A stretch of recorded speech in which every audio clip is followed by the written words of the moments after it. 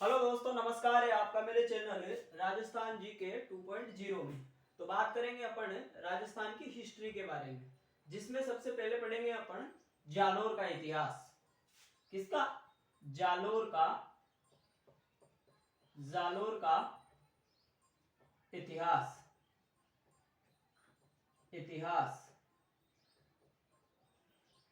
जालोर का इतिहास। तो जालोर के बारे में मैं आपको बताऊं तो ये जो जालोर था ना, इस जालोर में एक महर्षि हुए।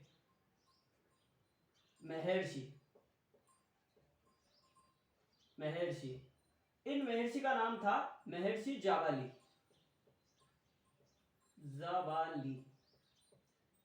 इन्हीं के नाम पर इन्हीं के नाम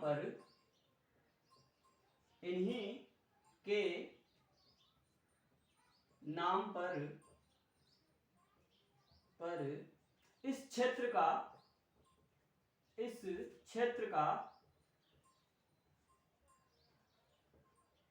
का प्राचीन नाम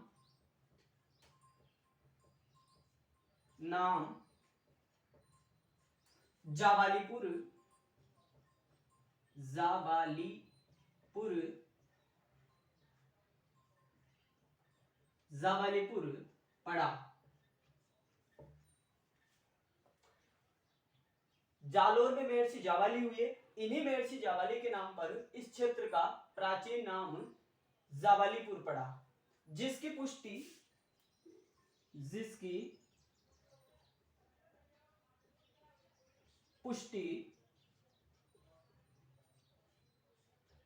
बिजोलिया वर्तमान में भीलवाड़ा में है। बिजोलिया शिलालेख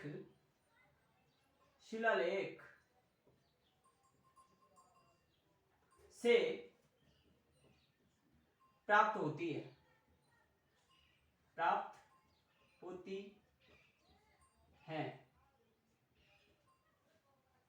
जालोर में महर्षि जाबाली हुए। इन्हीं महर्षि जाबाली के नाम पर इस क्षेत्र का प्राचीन नाम जाबालीपुर पड़ा, जिसकी पुष्टि अपन को बिजोलिया शिलालेख से प्राप्त होती है। अब ये जो जालोर वाला क्षेत्र था, ये जालोर वाला क्षेत्र, ये जो जालोर वाला क्षेत्र था, इस जालोर वाले क्षेत्र में क्या जाल वृक्ष की अधिकता थी। जाल वृक्ष की अधिकता थी।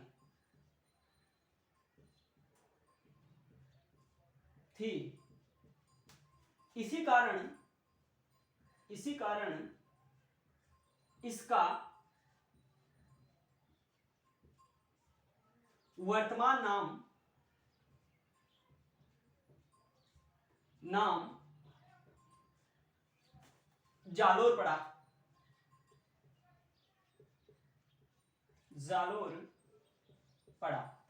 जालोर में महर्षि जाबाली हुए। इन्हीं महर्षि जाबाली के नाम पर इस क्षेत्र का प्राचीन नाम जालोर पड़ा, जिसकी पुष्टि अपन को बिजोलिया शिलालेख से प्राप्त होती है। और ये जो राजस्थान का जालोर जिला है, इसमें जाल वृक्ष की काफी अधिकता पाई जाती थी। इसी कारण इस क्षेत्र का वर्तमान नाम जालोर पड़ा। अब इस जालोर में चौहान वंश की स्थापना किसने की, कैसे आगे जालोर का विस्तार हुआ, उसके बारे में अपन विस्तृत जानकारी लेंगे। तो ये जो जालोर है,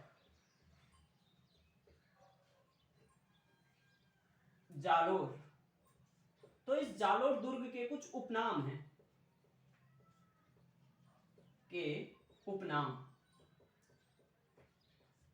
तो जालोर दुर्ग के उपनामों में 3 नाम आएंगे, जैसे कि सुवर्णगिरी,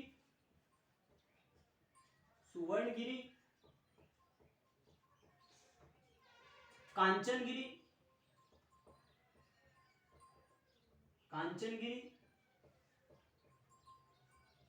और सोनगिरी।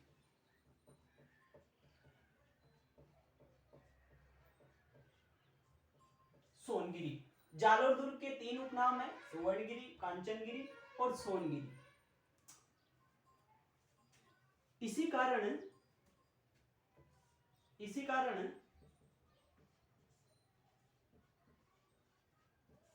यहाँ के जो चौहान हैं, यहाँ के चौहान सोनगरा चौहान है, सोनगरा चौहान है। भाई जालोर दुर्ग के 3 उपनाम है, सुवर्णगिरी, कांचनगिरी और सोनगिरी। अब ये जो सोनगिरी है ये वैसे चौहानों ने ही बनाया था, इसी सोनगिरी के नाम पर यहाँ के जो चौहान है वह सोनगरा चौहान है।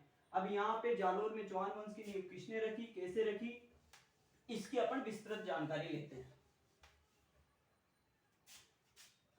तो ये बता रहा हूं मैं आपको स्थान नाडोल, नाडोल ये नाडोल पाली के अंतर्गत आता है, पाली। यहां पे मैं आपको बताऊं मेवाड़, मेवाड़, मेवाड़, मेवाड़ में जैसे कि वर्तमान के उदयपुर, उदयपुर, राजसमंद, भीलवाड़ा, चित्तौड़, ये जिले शामिल हैं इसमें। ठीक है। अब उस समय मेवाड़ के 2 शासक थे, एक का नाम सामंत सिंह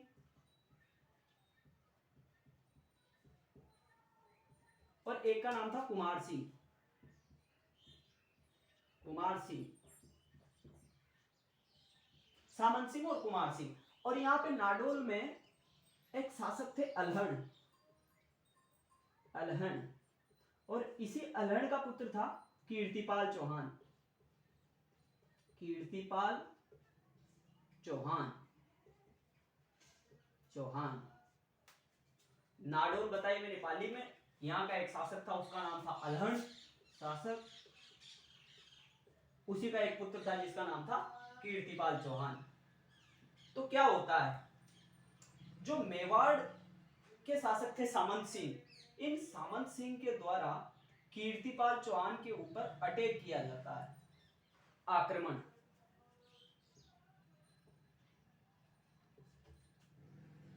इसमें कीर्तिपाल चौहान विजयी रहता है, विजय। और ये जो सामंत सिंह है ये पराजय को प्राप्त करता है। लेकिन होता क्या है, ये कुमार सिंह है ना, ये सेना का संगठन करके वापस कीर्तिपाल चौहान के ऊपर अटैक करता है, आक्रमण।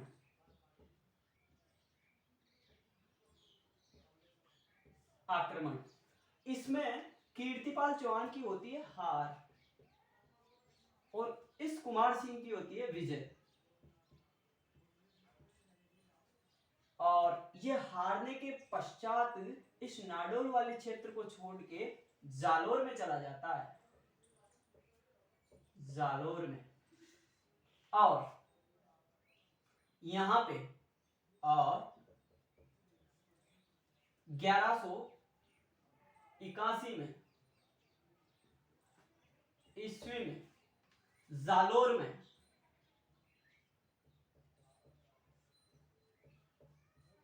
चौहान वंश की नींव रखता है।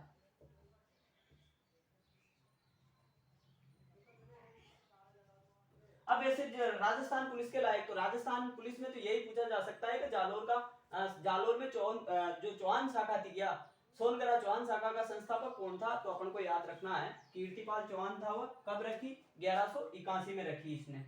ठीक है। और ये जो कीर्तिपाल चौहान है, इस कीर्तिपाल चौहान की एक उपाधि आती है, उपाधि, उपाधि का नाम है कि तू एक महान राजा, राजा, ये इसकी उपाधि आती है कि तू एक महान राजा। ऐसी उपाधि किसने दी, तो ये उपाधि दी थी, किसने दी, तो ये उपाधि दी थी मूणोत नैणसी ने, मूणोत नैणसी ने।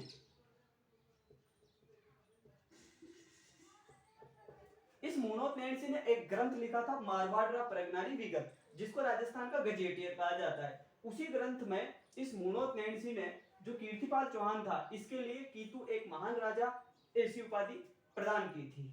यह था जालोर में सोनगरा चौहान वंश की स्थापना करने वाला कीर्तिपाल चौहान, जिसने 1181 में जालोर में चौहान वंश की नींव रखी। एक बार फिर रिवीजन करते हैं। जैसे नाडोल पाली का शासक था अलड़ का पुत्र था कीर्तिपाल चौहान। इधर मेवाड़ मतलब उदयपुर वाले क्षेत्र में, उदयपुर, राजसमंद, भीलवाड़ा, चित्तौड़ वाले क्षेत्र में सामंत सिंह का शासन था। सामंत सिंह के द्वारा कीर्तिपाल चौहान के ऊपर अटैक किया गया। इसमें कीर्तिपाल चौहान विजयी रहता है और सामंत सिंह डिफीट हो जाता है। उसके बाद में इसका भाई था कुमार सिंह, ये सेना का संगठन करके वापस कीर्तिपाल चौहान के ऊपर अटैक करता है। इसमें कीर्तिपाल चौहान पराजित हो जाता है और पराजित होने के पश्चात में ये नाडोल वाले क्षेत्र को छोड़ के जालोर में चला जाता है और इस प्रकार 1181 में जालोर में सोनगरा चौहान वंश की नींव रखता है। ये थी कीर्तिपाल चौहान के बारे में जानकारी। अब उसके बाद में कौन कौन से पराक्रमी सम्राट हुए उनकी चर्चा करते हैं यहाँ पर। तो कीर्तिपाल चौहान के बाद में अगला जो शासक हुआ उसका नाम था समर सिंह।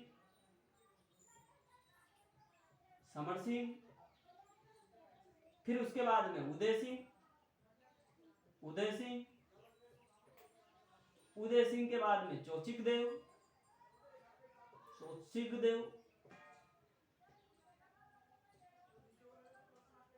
उसके बाद में हुआ सामंत सिंह,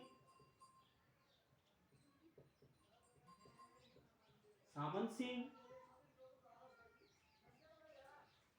सिंह, उदय सिंह, चौचिक देव, उसके बाद में सामंत सिंह। और इन्हीं सामंत सिंह का एक पुत्र था, और उस पुत्र का नाम था कान्हड़ देव या कान्हड़ देव चौहान। अब इस कान्हड़ देव चौहान का समय तो वैसे माना जाता है इसका 1105 से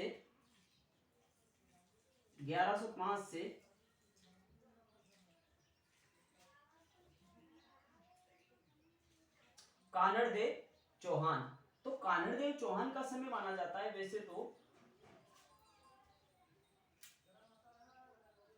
1305 से 1311। सॉरी दोस्तों, मिस्टेक हो गई थी। कान्हड़ देव चौहान का समय माना जाता है वैसे तो 1305 से 1311 के बीच में, लेकिन इनके पिता सामंत सिंह के द्वारा इनको 1296 में जो बागडोर सौंप दी जाती है।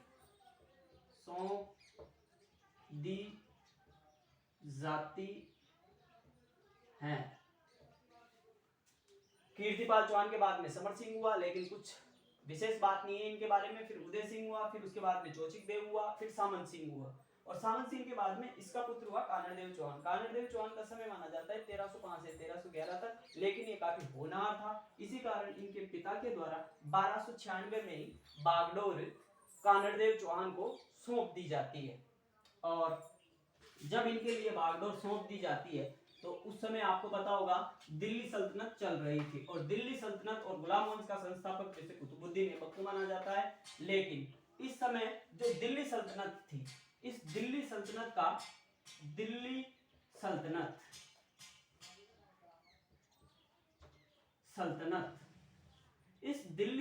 का उस समय शासक था अलाउद्दीन खिलजी, जिसको अपन शॉर्ट में एके लिखेंगे। दिल्ली सल्तनत का उस समय शासक कौन था? अलाउद्दीन खिलजी। और इधर हमारे जालोर के कौन थे? जालोर के शासक कान्हड़ देव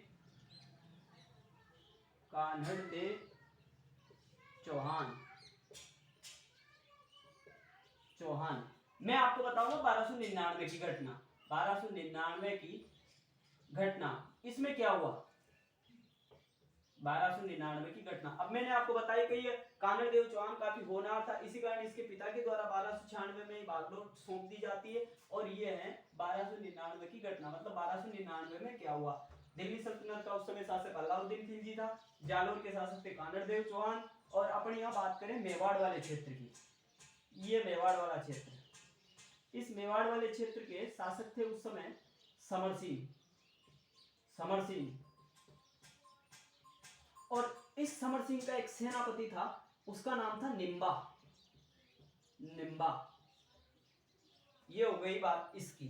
और अपन बात करें अगर गुजरात की, गुजरात, गुजरात, इस गुजरात का शासक था कर्ण बघेला, कर्ण बघेला, बघेला। देखो 1299 की घटना है, जालोर का शासक बताया मैंने कानड़ देव चौहान, दिल्ली सल्तनत का बताया अलाउद्दीन खिलजी, मेवाड़ के बताए समर सिंह और इसका सेनापति निम्बा, और इधर गुजरात के कर्ण बघेला। ठीक है, एक एक को मैं फुल लिख देता हूं, अलाउद्दीन, अलाउद्दीन खिलजी, अलाउद्दीन खिलजी, अलाउद्दीन खिलजी। अब क्या होता है, 1299 में अलाउद्दीन अपने दो सेनापति, कौन, उलुग खां, उलुग खां, और एक का नाम था नुसरत खां, नुसरत खां, अपने इन दोनों सेनापतियों को गुजरात पर अटैक करने के लिए भेजता है। तो ये जो उलगू खां और नुसरत खां है, इनकी सेना यहां से होके यहां पे जा रही थी। तो जब सेना यहां पे पहुंची तो यहाँ पे जो निम्बा था, तो जो ये जो निम्बा था, इसको जानकारी प्राप्त हुई कि साहब हमारे क्षेत्र से होके गुजरात पर अटैक करने के लिए जो दिल्ली सल्तनत का शासक है अलाउद्दीन खिलजी, उसकी सेना जा रही है। तो ये जो सूचना थी ये निम्बा ने किसको दी, समर सिंह को। तो फिर समर सिंह ने क्या किया, ये जो सेना थी इस सेना से क्या लिया, टैक्स, टैक्स। और टैक्स लेने के बाद में ये सेना यहां से रवाना हो गई, मतलब टैक्स दिया इन्होंने, और टैक्स देके ये कहां पे पहुंच गए, गुजरात में, किसके पास, कर्ण बघेला के पास में। तो इन्होंने कर्ण बघेला को पराजित किया, पराजित किया। और जो यहाँ पे सोमनाथ मंदिर है, सोमनाथ मंदिर, सोमनाथ मंदिर, इस सोमनाथ मंदिर को लूट लिया, और सोमनाथ में जो मूर्ति है उस मूर्ति को ये उठा के ले गए। अब यहाँ पे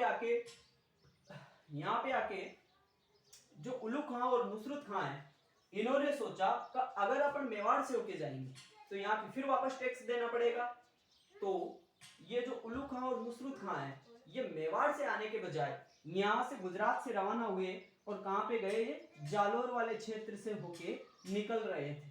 तो कानड़ देव चौहान के भी दो सेनापति थे इसमें, एक का नाम तो था जेता, जेता, और दूसरे का नाम था देवड़ा, जेता और देवड़ा। तो कानड़ देव चौहान इन दोनों के नेतृत्व में इस सेना के ऊपर, ये जो सेना जा रही थी वापस दिल्ली सल्तनत के लिए, इसके ऊपर अटैक करता है, आक्रमण करता है और धन संपदा को लूट लेता है। और ये जो सेना थी ये डायरेक्टली दिल्ली सल्तनत में आ जाती है, मतलब अलाउद्दीन खिलजी के पास में, और इसको सारी बात बताती है कि साहब जो मेवाड़ के समर सिंह थे उन्होंने हमसे टैक्स लिया, हमने गुजरात के कर्ण बघेला को पराजित किया, लेकिन फिर हम जालोर होके आए तो वहां का जो शासक था कानड़ देव चौहान, उसने जेता देवड़ा के नेतृत्व में हमारे ऊपर अटैक किया, और इस प्रकार हम यहाँ पहुंचे। ये वाली बात होती है। अब उसके बाद में क्या होता है, अलाउद्दीन खिलजी इस बात का दृढ़ निश्चय करता है कि अब की बार का जो अटैक करेंगे वो जालोर के ऊपर ही करेंगे। तो अलाउद्दीन खिलजी, अगर आपसे पूछे जालोर के ऊपर अलाउद्दीन खिलजी के आक्रमण करने के क्या कारण थे, तो एक कारण ये हमारे पास स्पष्ट हो गया कि जो गुजरात से आक्रमण करके जो सेनाएं धन संपदा लेकर लौट रही थी, तो उसके ऊपर जो जालोर का शासक था कानड़ देव चौहान, उसने अटैक किया।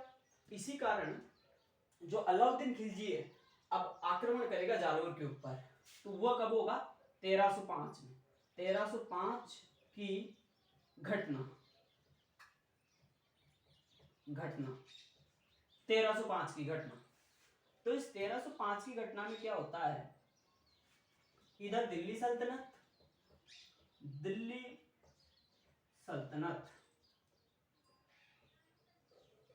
दिल्ली सल्तनत, यहां का शासक वही एक है, इधर जालोर, जालोर का शासक वही कान्हड़ देव चौहान, और इसी का पुत्र था विरमदेव।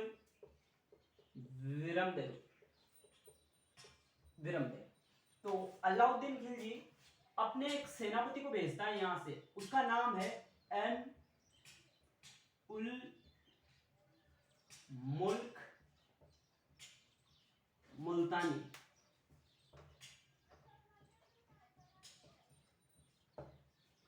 1305 में जो दिल्ली सल्तनत का शासक है अलाउद्दीन खिलजी, ये जालोर के कान्हड़देव चौहान पे अटैक करने के लिए एन उल मुल्क मुल्तानी को भेजता है। तो मुल्तानी सेना लेके यहाँ पे पहुंच जाता है, यहाँ पे, और इधर से हमारे जो विरमदेव और कान्हड़देव चौहान है वो भी यहाँ से यहाँ पे आ जाते हैं। तो युद्ध से पहले, मतलब युद्ध स्टार्ट ही नहीं हुआ था, उससे पहले इनको क्या है, शाम हो जाती है। तो दोनों सेनाएं रात में यहाँ पे डिस्को डांस कर रही थी, जैसे कि मदिरा शराब का सेवन कर रही थी। तो रात ही रात में इन दोनों पक्षों के मध्य में क्या हो जाती है, संधि। और इस संधि के तहत, संधि में एक शर्त मतलब बनी, इस संधि के तहत जो इसका पुत्र था कान्हड़देव चौहान का पुत्र विरमदेव, इस विरमदेव को दिल्ली दरबार में भेज दिया जाता है। क्या बोला मैंने, दिल्ली सल्तनत का शासक अलाउद्दीन खिलजी और अलाउद्दीन खिलजी के जो सेनापति थे एन उल मुल्क मुल्तानी, और इधर हमारे जालोर के कान्हड़देव चौहान और इनके पुत्र विरमदेव। तो क्या होता है, दोनों सेनाएं आमने सामने थी, तो रात में इन दोनों सेनाओं के मध्य में संधि हो जाती है, और संधि के तहत क्या होता है, जो पुत्र था इस कान्हड़देव चौहान का विरमदेव, इस विरमदेव को दिल्ली में भेज दिया जाता है। किसके पास, अलाउद्दीन खिलजी के दरबार में।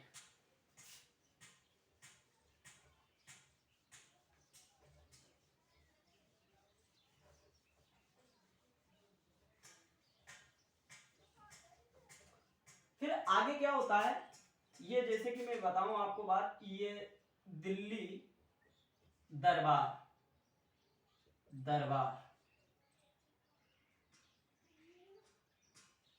ये मानो आप ऐसे इसको ऐसे कर लो, यहाँ पे ऐसे,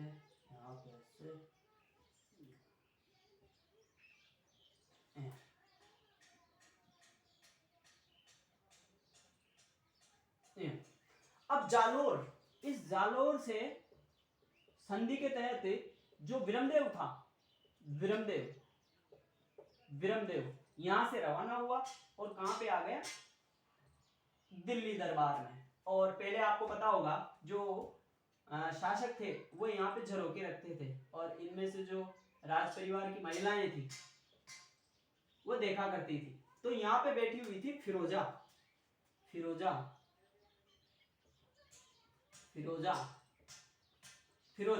तो जब विरमदेव यहाँ से अंदर गया, तभी फिरोजा को विरमदेव से प्रेम हो गया, और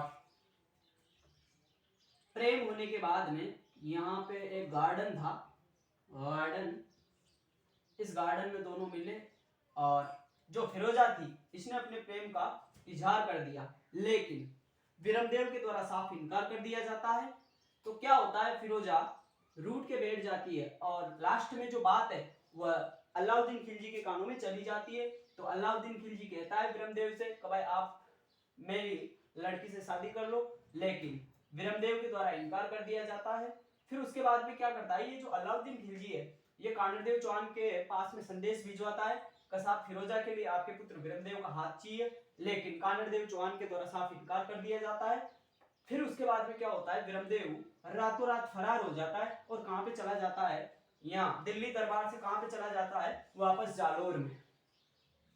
और पीछे से फिरोजा फूट फूट के रोती है। फिर आगे क्या होता है, जो अलाउद्दीन खिलजी है ये वापस फिर अटैक करेगा 1308 में, लेकिन उसकी बात अपन अपने अगले वीडियो में करेंगे। सो अभी के लिए इतना ही। Thanks all of you.